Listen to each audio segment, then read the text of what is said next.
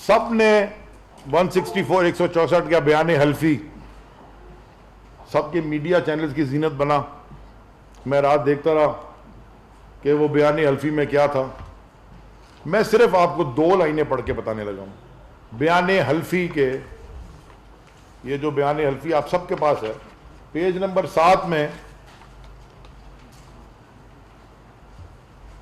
عزیر بلوچ صاحب فرماتے ہیں, سینیٹر یوسف بلوچ کے کہنے پر, سینیٹر یوسف بلوچ کے کہنے پر وزیر اعلیٰ سندھ قائم علی شاہ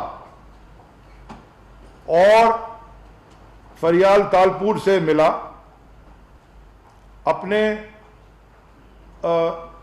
اپنے خلاف ہیڈ منی ختم کروانے کا کہا, جو کہ فریال تالپور اور آصف علی زرداری کے کہنے پر ختم کر دی گئی. اور آخری پیج پر, کیونکہ کافی انکشافات پڑھے, میں دیکھتا رہا کہ کسی نے شاید میڈیا میں یہ پڑھا ہو, آخری پیج پر بیان حلفی میں عزیر جان بلوچ فرما رہے ہیں مجھے خدشہ ہے, کیونکہ سارے انکشافات کر لیے انہوں نے. اس کے بعد انہوں نے کہا مجھے خدشہ ہے کہ ان انکشافات کے بعد مجھے اور میرے گھر والوں کو جان سے مار دیا جائے گا,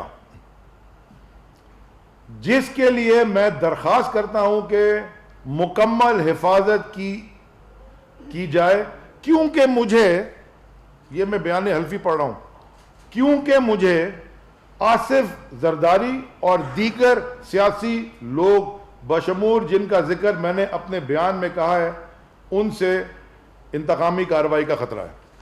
یہ بیان حلفی ہو گیا جی سردار عزیر جان بلوچ کا. اچھا جی, اب آپ کو میں بتاتا ہوں ہوا کیا. ہوا یہ, سب سے پہلے میں یہ بلدیہ فیکٹری کی جے آئی ٹی جو انہوں نے ریلیز کی ہے, بلدیہ فیکٹری کی جے آئی ٹی جو کل حکومت سندھ نے اپنی ویب سائٹ پہ بڑی مشکل سے ریلیز کر دی, وہ جے آئی ٹی میں جو انکشافات ہیں جن جن کے نام ہیں آپ کو پتہ ہے, لیکن آخری جو پیج ہے جس پہ Sindh police, deputy director I S I, director I B Karachi, additional director F I A, M I اور ایس ایس پی ایسٹ اور پاکستان رینجرز اور ڈی آئی جی پولیس اور D I G C I A Sindh, سب کے دستخط ہیں. اس میں بڑے مزے کی بات لکھی ہوئی ہے. وہ لکھی کیا ہے, the gory fact, this gory act of Baldia factory is a glaring example of police inefficiency. اور وہ یہ آگے یہ کہتی ہے, the JIT carried out a critique of the first investigation mentioned above, مانے جو ایف آئی آر بنی تھی اس کو critical analysis سے JIT نے دیکھا اور یہ conclude کیا, it concludes that fear, خوف and favor, Ehsan, fear and favor were the dominating factors throughout the affected police performance, length and breadth. مانے خوف پہ اور فیورز پہ یہ جے آئی ٹی غلط بنی تھی, اور اس کی F I R, the vogue policing system should be replaced with professionally independent but accountable policing system, اور اس کی صرف ٹیکنیکل لیبارٹری ہے وہ, اور انہوں نے کہا دوبارہ ایف آئی آر کٹائی جائے اور دوبارہ انویسٹیگیشن کرائی جائے.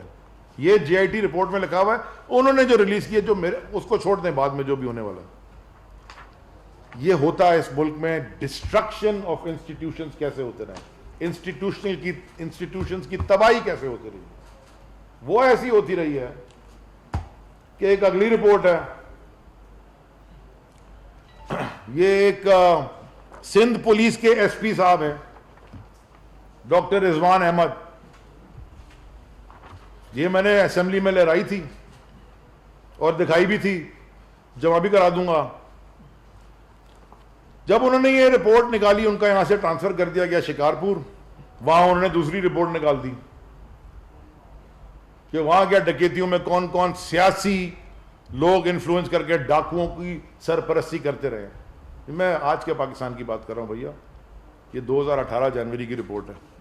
اس رپورٹ کے اوپر لکھا ہے detailed report against criminals drug peddlers, منشیات فروش, کرمنلز ان چنیسر گوٹ محمود آباد, یہ لکھا ہوا.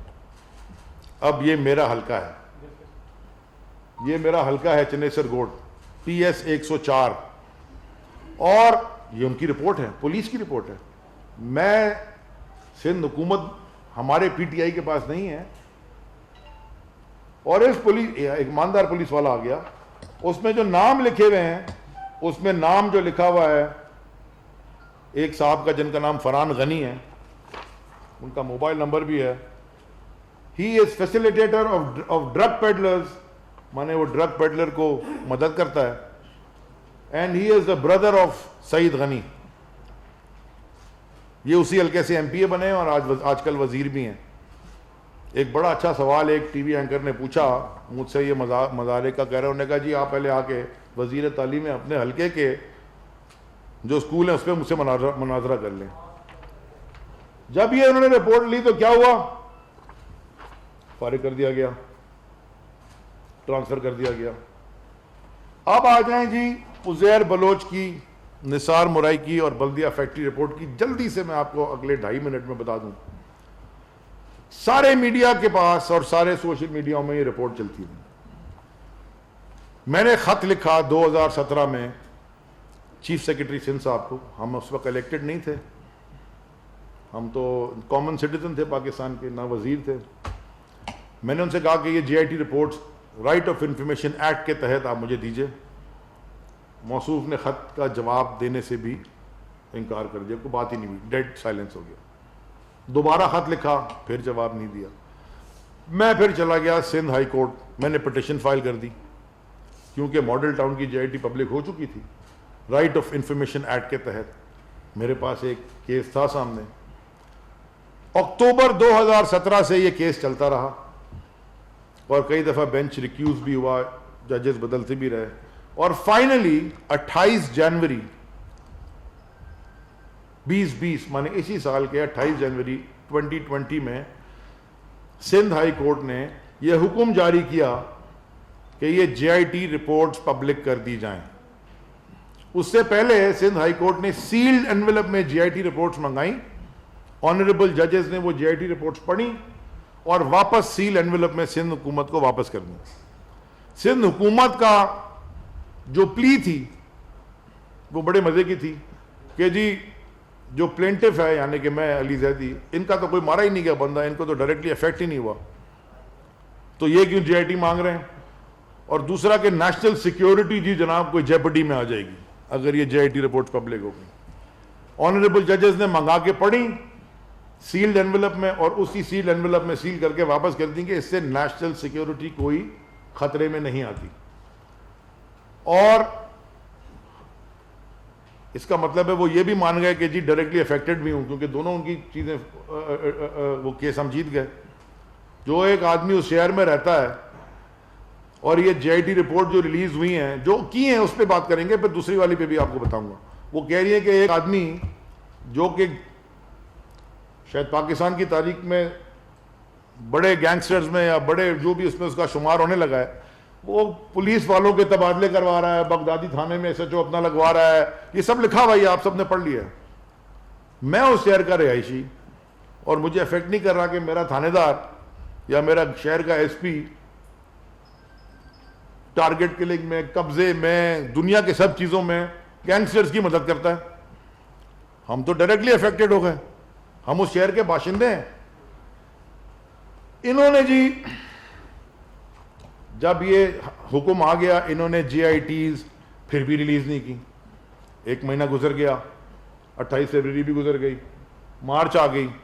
پھر میں نے دوبارہ خط لکھا چیف سیکرٹری سندھ صاحب کو کہ یہ جناب میرے خیال میں 60 دن بعد کہ یہ فیصلہ ہے سندھ ہائی کورٹ کا, اس کی آپ خلاف ورزی کر رہے ہیں. کورٹ کے آرڈرز ہیں آنریبل کورٹ کے, اگر آپ JIT رپورٹ مجھے دیجئے, اگر آپ نہیں دیں گے تو میرے پاس دوبارہ کورٹ کا دروازہ کھٹکھٹانا پڑے گا.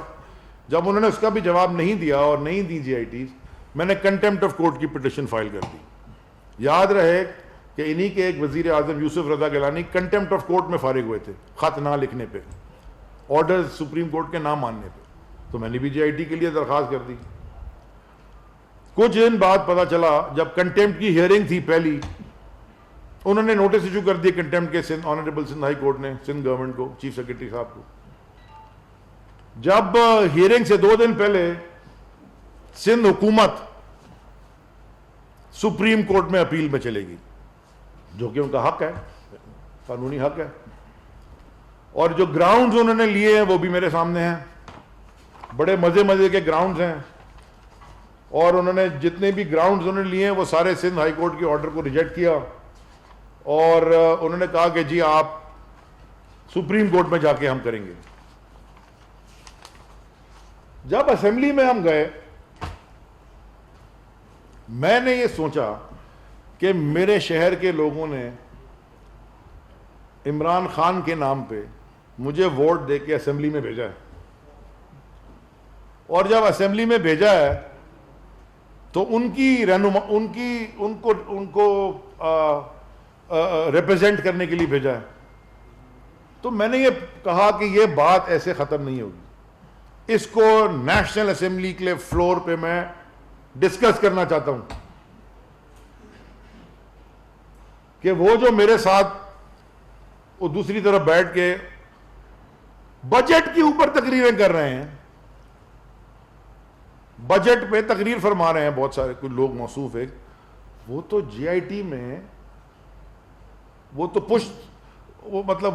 لیڈر بنے ہوئے تھے, گینگسٹرز کے قتل کروا رہے تھے. یہ تو جے آئی ٹی میں لکھا ہوا ہے, جو جے آئی ٹی کی کاپیز میرے پاس ہیں.